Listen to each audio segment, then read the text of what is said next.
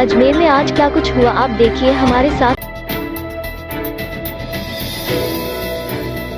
भारत की कानून व्यवस्था में किए गए बदलाव को लेकर जयपुर में लगाई गई कानून संबंधी प्रदर्शनी के उद्घाटन समारोह में आए केंद्रीय गृह मंत्री अमित शाह के कार्यक्रम को वीडियो कॉन्फ्रेंस के जरिए अजमेर के गंज थाने को भी जोड़ा गया, जहां पर आईजी व एसपी भी मय थाना स्टाफ के उपस्थित रहे।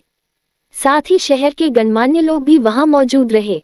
अजमेर रेंज आईजी राजेंद्र सिंह व एसपी अजमेर वंदिता राणा ने बताया कि अजमेर के गंज थाने में बीएनएस की धारा के तहत एक चेन स्नैचर को सबसे पहले सजा दिलवाई गई थी।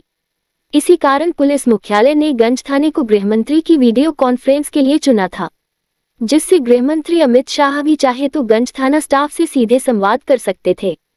थाने पर की गई व्यवस्था के दौरान थाना स्टाफ के साथ अनेक गणमान्य लोगों ने भी अमित शाह के संबोधन को सुना और नए कानून व्यवस्था में हुए बदलाव और उसकी विशेषताओं के बारे में जानकारी ली।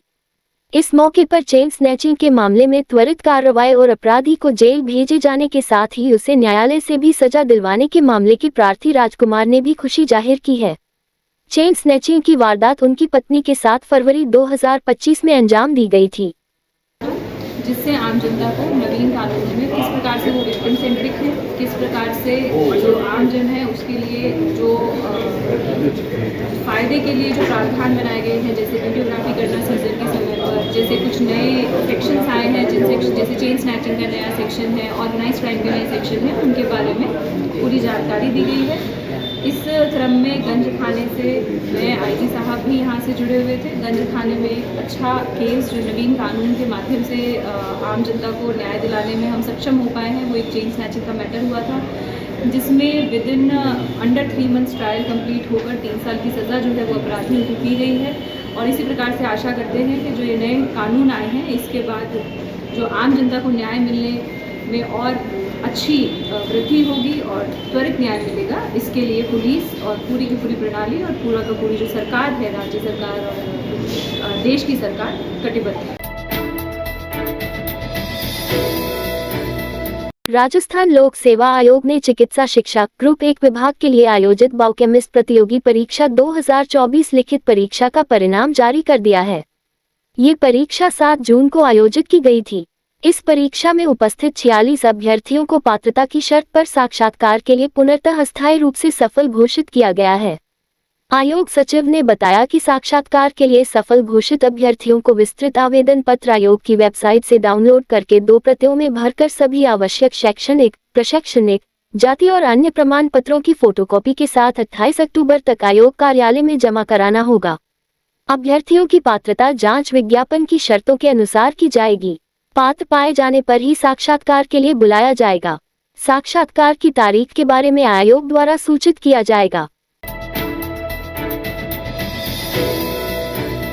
महिला एवं बाल विकास मंत्रालय भारत सरकार के अधीन केंद्रीय दत्तक ग्रहण संसाधन प्राधिकरण CARA और बाल अधिकारिता विभाग राजस्थान सरकार के संयुक्त तत्वावधान में विशेष आवश्यकता वाले बच्चों, दिव्यांग बच्चों के गैर संस्थागत पुनर्वास पर उत्तरी क्षेत्रीय परामर्श बैठक का आयोजन राजस्थान संविधान क्लब जयपुर में हुआ। CARA की मुख्य कार्यकारी अधिकारी भावना सक्सेना ने कहा कि विशेष योग्यजन बच्चों का दत्तक ग्रहण ईश्वर की सेवा के समान पुण्य कार्य है। उन्होंने समाज में जागरूकता और मानसिकता में बदलाव की जरूरत बताई। बाल अधिकारिता आयुक्त आशीष मोदी ने कहा कि ऐसे बच्चों का पुनर्वास सिंपैथी नहीं बल्कि एम्पैथी से किया जाए। विशेष योग्यजन विभाग के आयुक्त केसर मीना ने बताया कि राज्य में 110 विशेष विद्यालय और 37 बौद्धिक दिव्यांग गृह संचालित हैं। बैठक में विभिन्न राज्यों के विशेषज्ञों ने भी भाग लिया। दीपावली के करीब आते ही शहर के बाजारों में खरीदारी का दौर शुरू हो गया है। लोग मिठाई, दीपक और सजावट की चीजें खरीदने बाजारों में उमड़ रहे हैं। खरीदारी के चलते बाजारों में भारी भीड़ देखने को मिली है। इसके कारण सड़कों पर भीड़ और ट्रैफिक जाम भी देखने को मिल रहा है। शहर के मुख्य बाजारों में शाम के समय में अधिक भीड़ देखने को मिल रही है। इस रात की सुबह नहीं होती जब तक हाथ में उसकी गर्माहट नहीं होती। चाय का प्याला, अखबार साथ पुराना है, मिट्टी से जोड़ता है। खबरों की खुशबू से सारा घर महकता है। हर रंग में ढला कहानियों से किस्सों तक ले जाता है बेरोक टोक। देश के हर हिस्से तक ये हकीकत का आईना है, ख्वाबों को सच करके दिखाता है। दैनिक नवज्योति, आपके लिए, आपके साथ। ये थे आज के मुख्य समाचार। विस्तार से जानने के लिए पढ़ते रहिए दैनिक नवज्योति। दैनिक नवज्योति के YouTube चैनल को सब्सक्राइब करें और ताज़ा अपडेट के लिए बेल आइकॉन दबाएं।